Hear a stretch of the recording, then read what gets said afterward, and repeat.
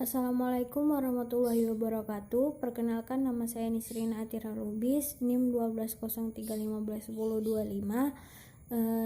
Tujuan saya membuat video ini adalah untuk menyelesaikan tugas proyek filsafat pendidikan.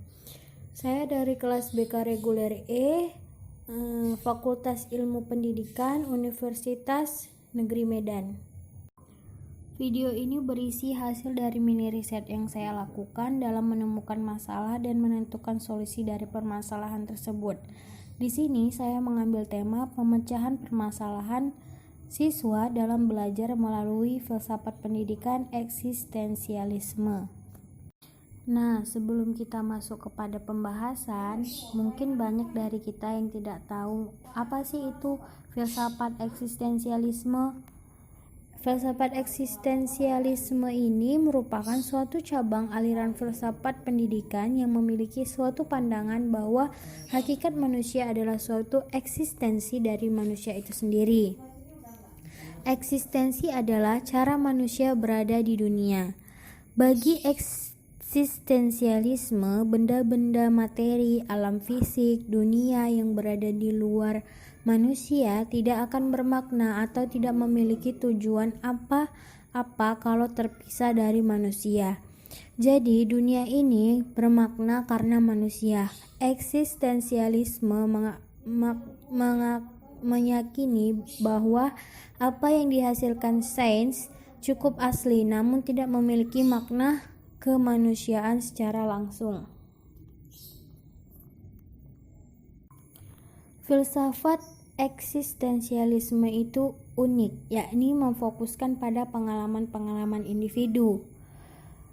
Di sisi lain, eksistensialisme memberi individu suatu jalan berpikir mengenai kehidupan, apa maknanya bagi saya, apa yang benar untuk saya. Secara umum, eksistensialisme menekankan pilihan kreatif, subjektivitas pengalaman manusia, dan tindakan konkret dari keberadaan manusia atas setiap skema rasional untuk hakikat manusia atau realitas. Dari mini riset yang saya lakukan, saya menemukan beberapa permasalahan yang dialami siswa. Di antaranya, yang pertama, siswa yang cepat merasa bosan dalam belajar dikarenakan pembelajaran monoton dengan hanya penjelasan materi. Di sini anak sering merasa bosan dikarenakan pembelajaran yang itu-itu saja, dengan metode yang itu-itu saja, yang hanya mengandalkan buku paket sebagai bahan pelajaran. Seperti itu. Yang kedua, siswa yang kurang aktif dalam proses belajar mengajar.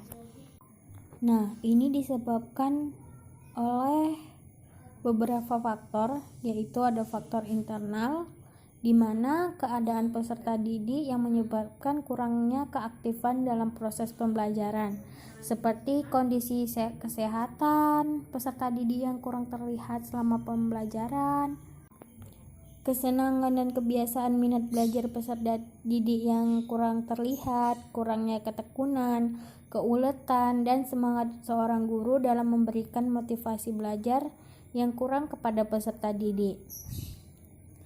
Yang kedua, ada faktor penyebab, yaitu dari faktor eksternal, seperti hubungan guru dengan peserta didik, kurangnya kebiasaan guru memberikan pujian terhadap peserta didik, terlalu sering memberikan hukuman ataupun teguran yang tepat terhadap peserta didik, peserta didik yang tidak menunjukkan ketertarikannya pada media belajar yang digunakan guru saat proses pembelajaran, serta metode yang digunakan kurang menyenangkan dan kurang meningkatkan minat belajar peserta didik.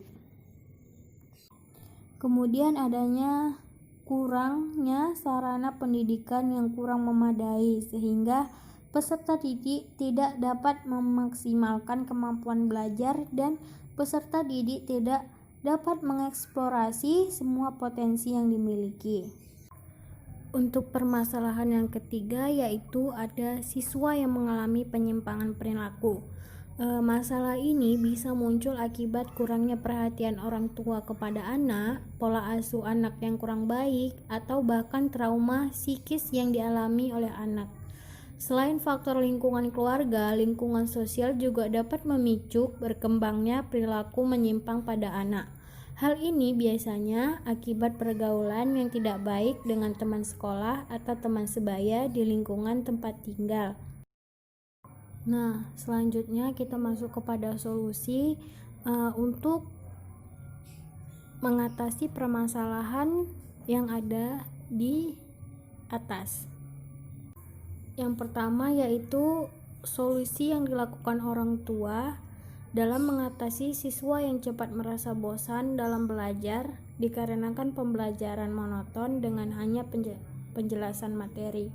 Di sini ketika berada di rumah, orang tua mulai mengajarkan anak bukan dengan materi seperti yang ada di sekolah, melainkan menggunakan metode seperti bermain, mendongeng, agar anak tidak merasa bosan untuk belajar.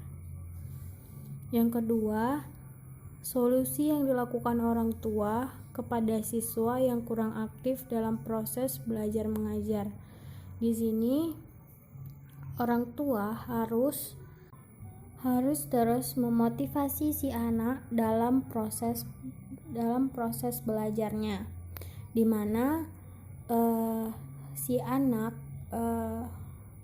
di rumah mulai diperan aktifkan dalam kegiatan-kegiatan sehari-hari. Dari situ dia akan merasa bahwa kalau dia aktif dalam kegiatan apapun, itu akan mengasah kemampuan keaktifannya dalam belajar juga.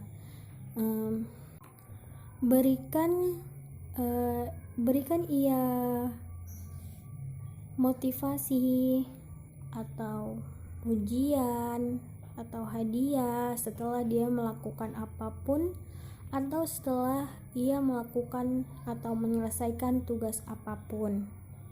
Kemudian solusi yang dilakukan orang tua dalam mengatasi siswa yang mengalami penyimpangan perilaku, di mana orang tua harus memperbanyak waktu luang dengan anak. Usahakan untuk memperbanyak waktu luang bersama anak sesibuk apapun kita. Kita bisa memanfaatkan waktu untuk bertukar cerita, menanyakan apa saja kegiatannya di sekolah, apa cita-cita atau keinginannya di masa depan, atau bagaimana teman-temannya. Kita juga bisa menanyakan masalah apa yang mungkin sedang dihadapi oleh anak kita. Kemudian, kita sebagai orang tua harus menjalin komunikasi dengan guru di sekolahnya. Meski kita tidak bisa melihat langsung perilaku anak kita saat di sekolah, tetapi kita bisa memantau dengan cara bertanya kepada guru atau wali kelasnya. Jika anak kita sering melakukan kenakalan di sekolah, cobalah untuk memberi tahu kepada gurunya agar menegur dan menasihati si anak. Berikan pengertian kepadanya mengapa hal tersebut tidak boleh dilakukan. Kemudian yang kedua ada solusi yang dilakukan oleh guru untuk mengatasi siswa yang cepat merasa bosan dalam belajar dikarenakan pembelajaran monoton dengan hanya penjelasan materi. Di sini metode utama dalam pandangan eksistensialisme itu adalah diskusi, di mana di sini guru harus pandai-pandai untuk menentukan metode diskusi yang tepat dan menarik untuk membuat si anak tidak merasa bosan, di mana metode-metode belajar yang dapat dilakukan seperti berdialog, bermain peran, dan lain sebagainya. Di sini anak juga akan merasa semangat dalam belajar karena adanya perbedaan metode dan tidak hanya mengandalkan pada buku paket saja. Yang kedua ada solusi yang dilakukan guru dalam mengatasi siswa yang kurang aktif dalam proses belajar mengajar. Di mana di sini guru hendaknya memberi semangat kepada siswa untuk memikirkan dirinya dalam suatu dialog.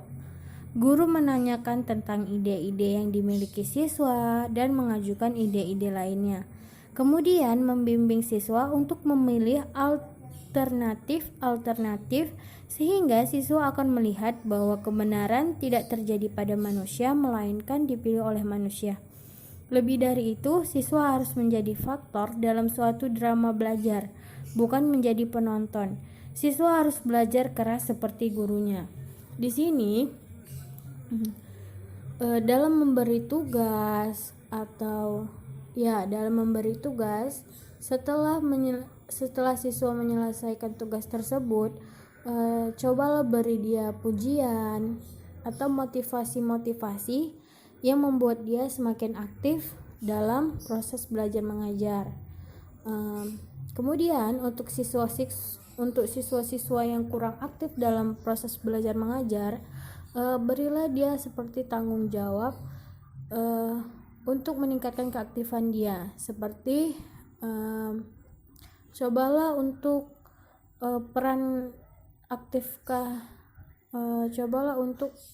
memperan aktifkan si siswa dalam proses belajar mengajar di kelas, seperti coba untuk dia menjawab pertanyaan yang diberi oleh guru atau menjelaskan di depan teman-temannya, mungkin dongeng atau teks bacaan seperti itu. Kemudian solusi yang dilakukan guru dalam mengatasi siswa yang mengalami penyimpangan perilaku.